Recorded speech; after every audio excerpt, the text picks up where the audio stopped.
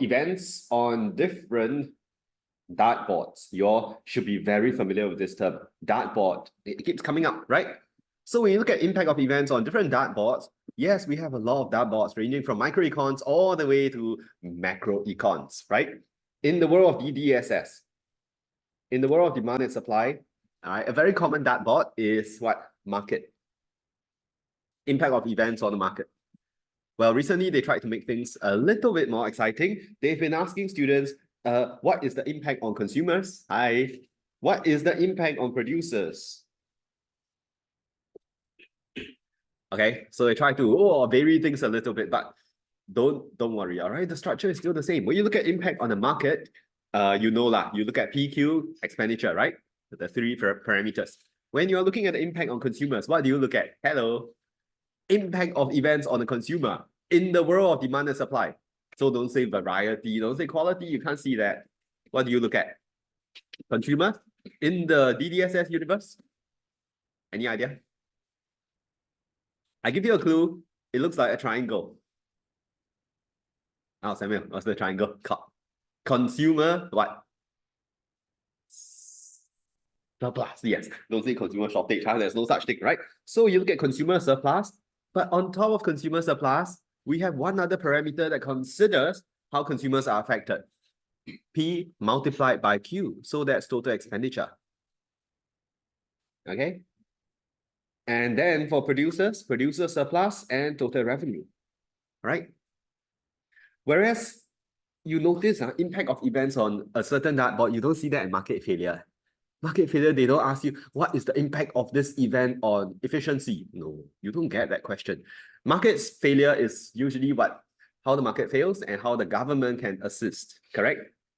So instead, if I look at market structure,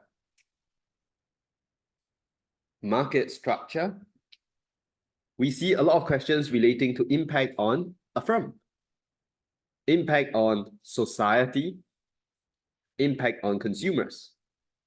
Okay, society, of course, you can look at consumers. Consumers are also part of society, right? Likewise for producers. But you can also look at efficiency, you can look at equity as well. Okay. So if you're looking at these things, all right, these outcomes, of course, we need to have structures, right? If you can take care of the, let's say, DDSS with one structure, ABC 332, right? Whereas for impact on the firm, A1 to B12, impact on society and consumers, cadet XED, I can tell you, you should feel very confident going to your mid-years. I am not saying they will definitely come out. I'm saying the confidence interval for these things being tested is very high. Okay. And typically in the mid-years, if yours is a full essay paper, you get to choose. It's not like every question is compulsory. This takes care of a huge chunk of it already. Okay. And that's also why I told you, if you are looking to catch up quickly, the June crash courses you can consider. It's 3 hours per topic. DDSS 3 hours. We go through ABC 332, how to put it into your R1, R2, E1, E2. Likewise for the A12, B12, cadet XCD. Okay, this is an option for students who are, let's say, just back from a lot of CCA commitments, then looking to start. If you have been consistently following, let's say, J1 and then now J2, and I have some students who've been following my J1 classes since they started. So every week they come for 2 lessons a week. Okay, like say the one no extra fees.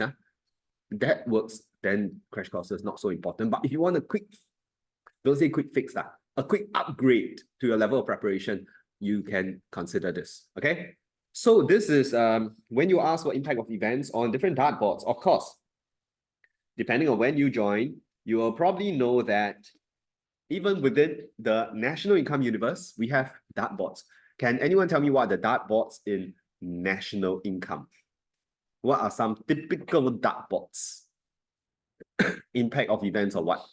Think of a shape. It's not square, it's not rectangular, it's circular flow. Yes, okay. Circular flow.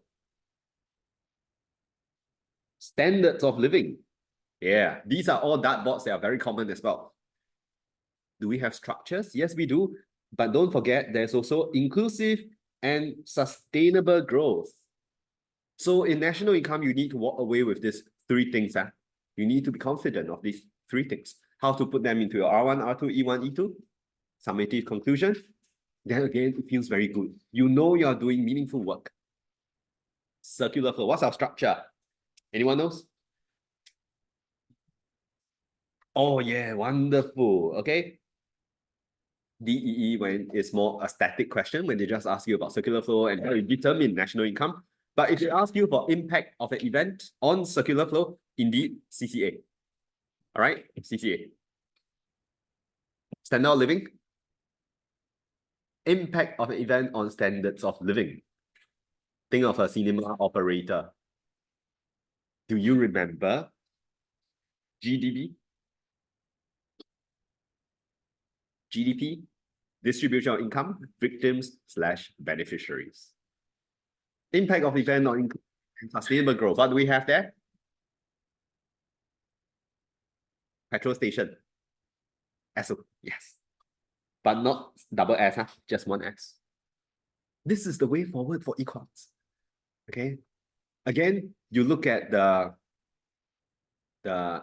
testimonials in the website, in my website. Okay, they are not meant to impress anyone. They are meant to impress upon prospective students that there's a way to study for econs. If you look through the testimonial, every student makes mention of, oh, studying econs, there's more focus when you use structures like this. There's more predictability, more confidence, because you know, I expected a question like this, I'm going to use this structure. Okay.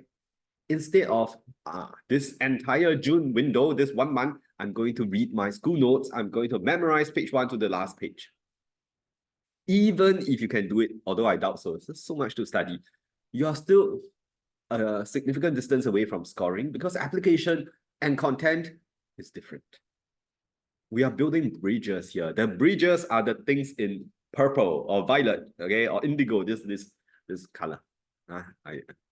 So these are the structures that bridge the gap from your school notes to your application.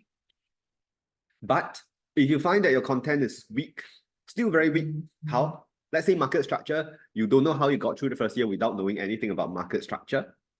Do I recommend you go through the first page to the last page of the notes? I don't recommend that.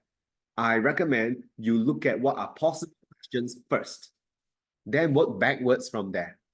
Likewise, if you know that market structure, I need to know how to assess impact on a firm, impact on society, impact on consumers. Then it makes more sense. Oh, so I have to learn this diagram. Oh, I have to learn this concept. Are you okay? Yes? So, oh, a bit loud today. Wait, let me just turn down the audio.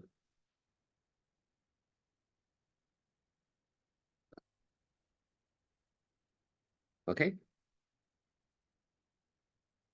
All right. So impact on these structures, okay, as well as what we've been doing in macroecons, macro aims and issues. I think this one, you know lah. They are going to ask you for impact of events on the economy. Of course, when we say economy, they could be referring to internal as well as external perspectives. Internal and external. Okay. So internal will be your 3 goals, external will be your balance of trade. Can you pick and choose? Cannot, because the question can give you specific macro objectives or specific macro problems. They can even specify things like stagflation. I did one session on that, right? Deflation. You cannot pick and choose,